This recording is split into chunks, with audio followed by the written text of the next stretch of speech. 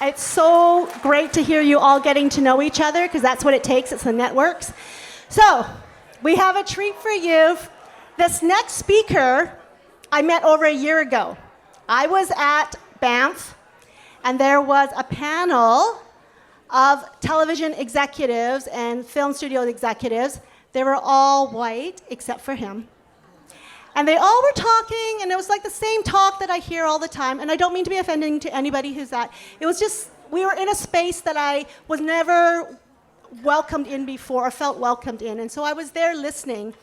And then he got on stage, and what he said to me, or said to the audience, resonated so much in me. And I was like, I need to bring him to Vancouver, because I want all of you to hear what he has to say and what the work that he's done with his team and with his co-founder, Jeremy. So I want to welcome to the stage Chen, who is with Gold House. And in 5 short years, the amount of influence he has done, they have been such a champion for the AAPI in the US. And I'm not going to speak anymore, because he has so much more better things to say than me. Thank you, Barbara. What Barbara didn't share is when you're the lowliest, least important person on a panel, you have to try twice as much. In all seriousness, thank you and congratulations to Barbara, to Brian, of course, and Hannah Cho for having us and convening us. Canada, as we all know, is not just a service provider, as you all heard and said. This is an incredible hub and creator and exporter of so many sensibilities that I personally grew up with, from my BlackBerry, which was probably still the safest phone I've ever had, to creative titans like Drake and Celine Dion, to half of the lead cast of Barbie, to everyone's favorite tuxedo.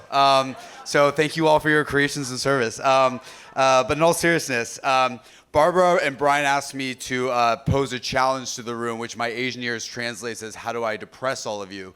And so to table set, I think we all know, as with all these conferences, that someone leads with, the world is so hard and so difficult. So today, our version of that is, 1, as we've all seen, particularly within the media companies, chief diversity officers or equity inclusion officers have all been fired, and their budgets have been deprioritized. Number 1. Number 2, I forgot my number 2. There has been a resurgence of xenophobia, as well as a retraction of several policies that have re-leveled and really created a better playing field, though still not even playing field, for socioeconomic opportunities. In our country, in the States, the Supreme Court recently retracted affirmative action, which is an essential policy to ensure that people of color get a fair shot, or a better shot, I should say, at higher education to unlock a better future. And number 3, we have so many complex geopolitical challenges right now, especially for most of us in this room. Hi, Chen. Most of us in this room, we're pitted in the middle because so many of them have to do with the motherlands from where we come from. And fortunately, we have the privilege of being at the epicenter of a lot of these challenges, and are candidly depressed by how our partners, our colleagues, and our communities are responding. Corporations, because of the economic recession that has been latently looming, are prioritizing marginal profits because they have to over people. We find increasingly that our friends are fighting back against things like xenophobia and retraction of policies, not in practical ways that move the needle, but instead by posting another square on Instagram or another post on Threads, which invariably does nothing. And third, we find that these complex geopolitical challenges, particularly with the world's largest nations, are being solved by avoidance and avoiding them, rather than actual understanding and collaboration. And I think something that we've learned at Gold House and other sort of new ecosystems like the creator economy is, when all the world around you is broken, one of the best, and arguably the best way to fight back, is not by fixing these broken houses, but by instead building our own. This can be very tough, as we all know. Building from scratch sucks. It's the most painful thing in the world. One of the most painful things in the world. I was going to say dying is actually the most painful thing, by the way. But this is a close second or third. It's still podiums. But when we think about building something new, I'm always encouraged by three different elements. One, the world often forgets that big things always have very small beginnings. When you look at the creative industries, the most lucrative creative franchise in the world is Pokemon. It started out in a Japanese team's head as a video game. The most lucrative creative cinematic franchise in the world is, of course, Marvel Cinematic. Oh, come on, we all knew that. Come on. I know the cinema score has been going down, but they're still the most lucrative by several tens of billions. Kevin Feige is still the richest. But we also forget that Marvel was actually sold for parts as comic books in the late 80s and early 90s. And so all big things have very small beginnings. The creator economy, which is the single largest creative economy since the advent of cable television. We engineered a YouTube on the backs and on the shoulders and in partnership with the Asian, Black, and LGBTQ diaspora. People forget that it was minorities that built the largest creative industries.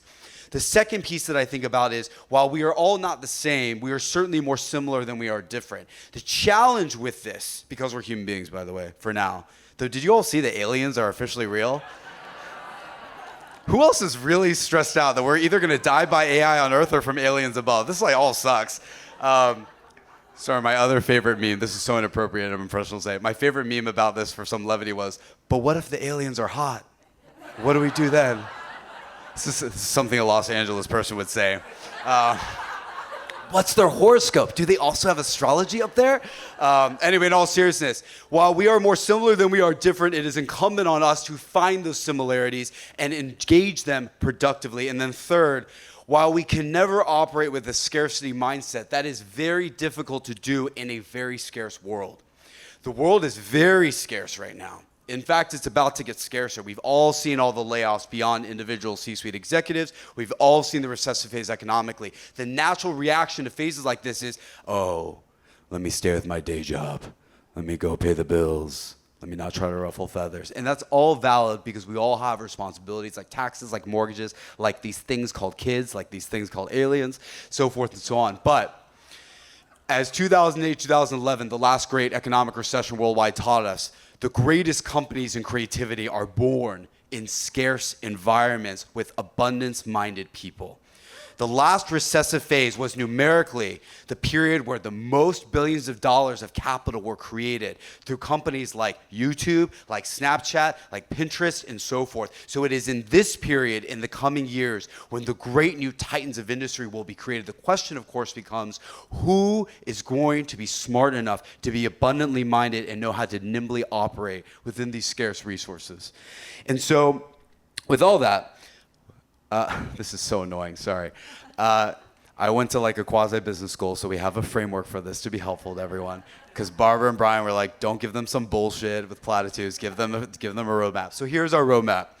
We all know, well, I'm not gonna age anyone in this room, but for those of us who grew up with MySpace at the very least, which, Dara, MySpace is a social network that is like TikTok, but where we posted our favorite 8 friends. By the way, Dara is a 22-year-old, the youngest winner of MasterChef worldwide. Give it up for Dara. I'm sorry to pick on you. I really don't care about celebrity, but like this, she's like a celebrity to me. Anyway, in all seriousness, we have a 4-pronged system. Now, we all know that a lot of our parents had to prioritize just commercial interests for all the reasons we love and appreciate and have grown out of.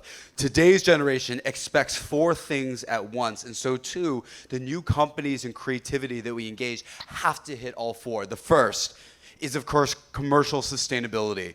We were not born last night. Money talks. Money is the only language we all speak, and it is the only way we will sustain things. If we give out grants like charity work, it will never reverberate into the best art over time for enough people. So commercial sustainability is number 1. Number 2 is creative aspiration. We can't just create content that makes money. It needs to be the best in breed. Very proudly, most of this room is of the gold diaspora. We now have the most awarded film of all time, not just because it's Asian-led and Asian created, but because it is the best movie of all time and Everything Everywhere All at Once.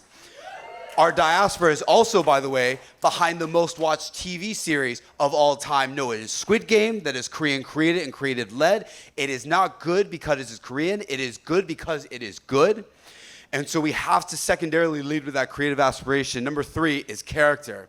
We all know about the dipshits who are walking Me Too movements that pervade our industries. Those people are no longer allowed to be protected because there are enough of us who are doing great work with good hearts without touching other people without being asked.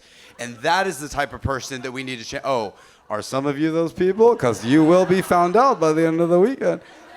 X in East by Northwest stands for no. And then finally, of course, is cultural imperative. We cannot just create creative that does some things for some of us, but must do all things for as many of us as possible. It must include as many of us as possible and say something that actually purports and projects us forward. And so with that, we're so proud to be a supporter of the inaugural East by Northwest from the incredible from the incredible Racial Equity Screen Office, and Barbara, Brian, and Hannah. I was also told to give everyone a practical challenge, so I really love what the previous speaker said of introducing yourself. The next thing I would love everyone to do after this is to give something to everyone. Because the first step of abundance is not asking what you need to get or take, but identifying how you can give your gifts to the world and give them as much as possible. I'll now engage a trope and a really terrible thing, which is to invoke an American writer in a non-American country, so sorry for that. But one of my favorite lessons is from Mark Twain, who's not gold, but that's okay, we won't hold it against him. And Lord knows he may be canceled one day, but for now. But he once said something, I don't know if he actually said this, by the way, he's dead. But I read something that he once said that said, the first half of your life is spent amassing and amassing. Fame, wealth, families, friends, and so forth. And the second half of your life is spent giving it all away. And so what this tells me is the son of a father who died when I was 15, whose grandfather died the year before, whose grandmother died the year before that, and so forth, is we take nothing when we go. And so the faster we can identify our gifts and give them away as much as possible, the richer and the more accelerated and fulfilled and realized life we will have. And so I hope as a practical level, that all of you don't just introduce your resume that we can all LinkedIn, so don't waste time. And I also feel like this community is so tight-knit, you already know each other. But find your gift and figure out how you can give it to as many people, and really the right people in this room. So thank you so much again on behalf of Jeremy and I for having us.